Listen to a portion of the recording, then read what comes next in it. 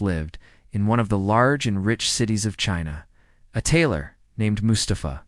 He was very poor, could hardly buy his daily labor, maintain himself and his family, which consisted only of his wife and his son. His son, who was called Aladdin, was a very careless and idle fellow.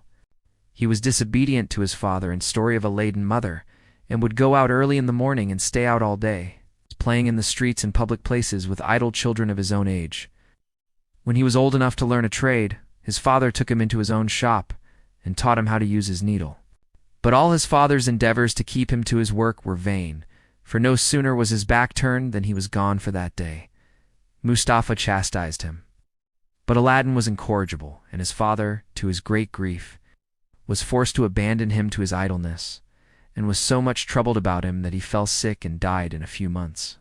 Aladdin, who was now no longer restrained by the fear of a father, gave himself entirely over to his idle habits and was never out of the streets from his companions.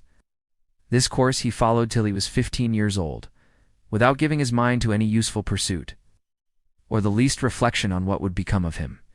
As he was one day playing, according to custom, in the street with his evil associates, a stranger passing by stood to observe him.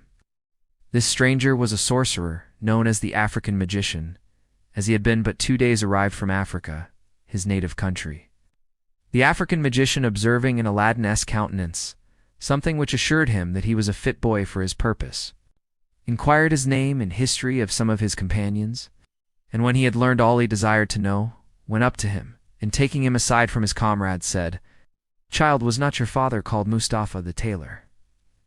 "Yes, sir," answered the boy, "but he's been dead a long time."